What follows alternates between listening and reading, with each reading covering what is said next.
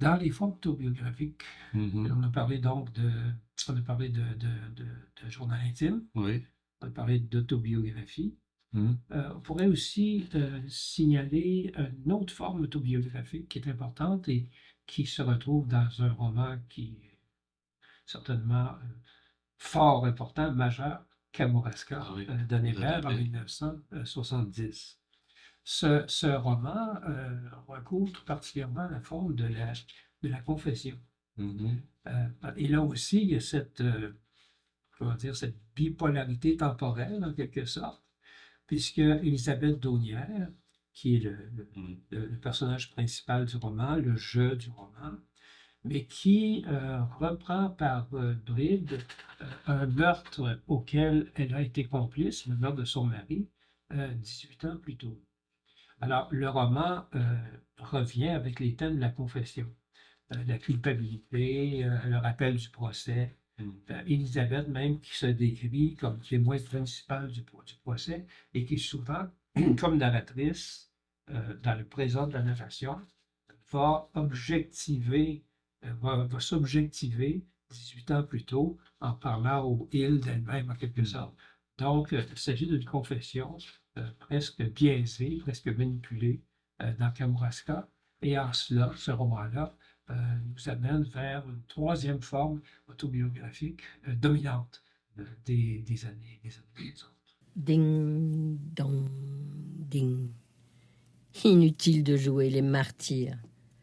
Innocente, je l'ai été, sans trop d'efforts, depuis 18 ans. Épouse parfaite de Jérôme Roland, un petit homme doux qui réclame son dû presque tous les soirs avant de s'endormir, jusqu'à ce qu'il en devienne cardiaque. Mon devoir conjugal sans manquer, règle ou pas, enceinte ou pas, nourrice ou pas, parfois même le plaisir amer, l'humiliation de ce plaisir volé à l'amour. Pourquoi faire tant de simagrées? Je n'ai été qu'un ventre fidèle, une matrice à faire des enfants. 8 enfants de celui-ci, et les 3 petits d'avant celui-ci, du temps que j'étais l'épouse d'Antoine Tassi, seigneur de Kamouraska. Cherchez bien le père du 3e fils. Les sources premières de mon règne de femme, 2 rivières confondues entre mes cuisses. Mon petit Nicolas, à qui ressembles-tu? Pourrait-on arriver à une forme de conclusion sur ce type d'écriture multiple, sur un plan formel comme esthétique? Oui, bien, je crois que oui.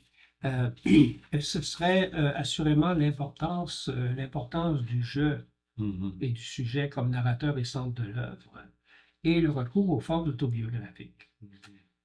Je tiens quand même à mettre les choses en perspective. Il ne faut pas s'imaginer que ces formes-là apparaissent comme ça spontanément dans les années 60. Elles ont des prédécesseurs. Mhm. Évidemment, le plus connu, il s'agit d'Angéline de Montbrun, Alors, quoi, non? oui, de Laure Conan, en 1884 pour l'édition en livre, en tout cas, avant.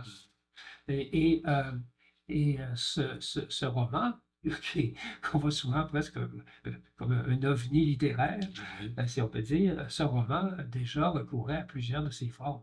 Mhm. Forme canonique là, de la narration will, forme de l'épistolaire, Oui. et Roman par lettre. oui, roman par lettre, et forme aussi du journal intime. Mhm. Donc, on est au 19e siècle. Oui, Mhm. c'est clair que ça ne fait pas école. Euh, Dans ces formes autobiographiques, comment dire, initiatiques, avant les années 60, il y a un autre roman dont il faut parler, ou signaler, c'est Les Demi-civilisés de Jean-Charles Ah Arnaud. oui. Pourquoi? Ce roman commence d'une manière abrupte par la phrase suivante: Je me nomme Max Hubert. C'est pas souvent que des romans, en 1934 en l'occurrence, commencent en affirmant le jeu aussi clairement dans ce roman un peu d'apprentissage à certains égards.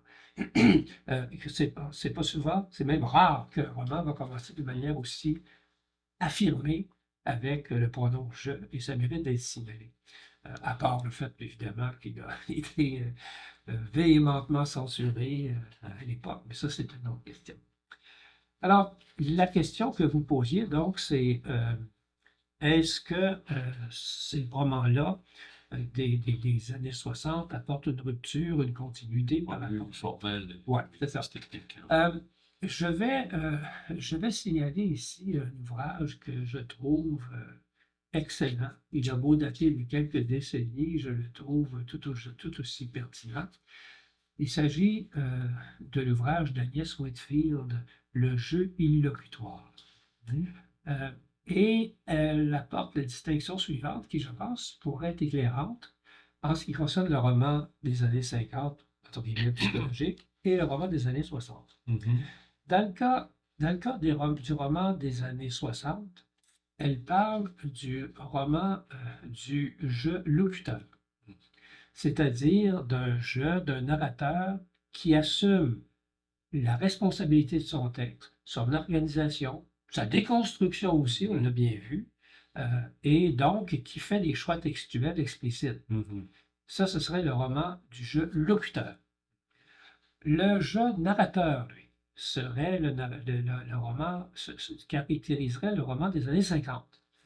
Il y a un jeu, il est narrateur, mais il ne va pas aussi loin que le jeu locuteur. Il ne déconstruit pas, lui. Il déconstruit peut-être une morale, ben, on l'a vu dans la capsule précédente, mais ici, c'est une déconstruction vraiment littéraire que fait le roman du jeu locuteur. Je pense que cette distinction entre le jeu narrateur et le jeu locuteur, caractérise assez bien ces deux types d'œuvres. Et est-ce qu'on serait sur ce plan-là, pour nous rapprocher de nos propres décennies, est-ce qu'on serait au seuil de ce qu'on appelle maintenant l'autofiction? Je répondrai avec prudence parce que c'est toujours difficile d'établir des rapports de causalité. Mais il est certain que si on suit la trame du jeu du narrateur, ce narrateur du jeu des années 50 qui établit une rupture des normes, ce narrateur des années 60 qui établit une rupture du récit lui-même, nous aurions peut-être effectivement un autre moment de l'esthétique du jeu. Alors ce jeu n'est plus problématique, si on peut dire, mais il se confronte à un nouveau problème, celui de l'écriture. Comment s'écrire soi-même?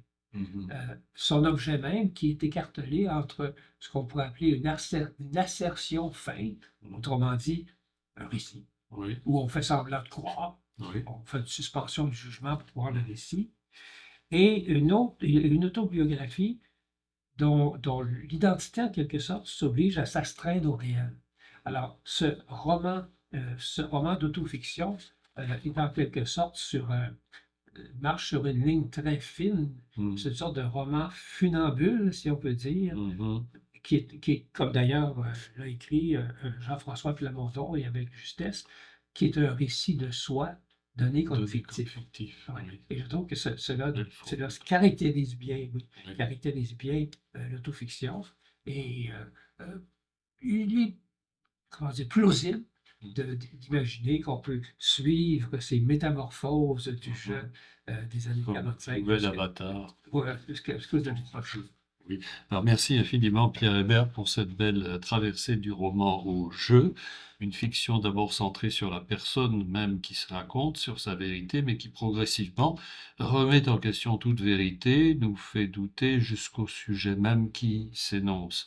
Vous avez bien montré avec force exemple la variété infinie des formes autobiographiques empruntées jusqu'aux années 70 et au-delà, intime, confession, autobiographie fictive, etc.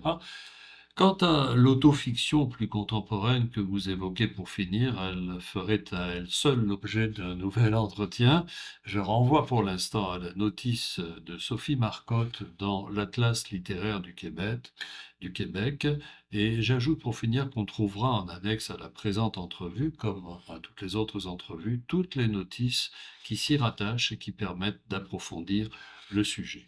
Donc, merci encore Pierre Hébert pour votre généreuse contribution à notre voyage en littérature québécoise. Je vous en prie.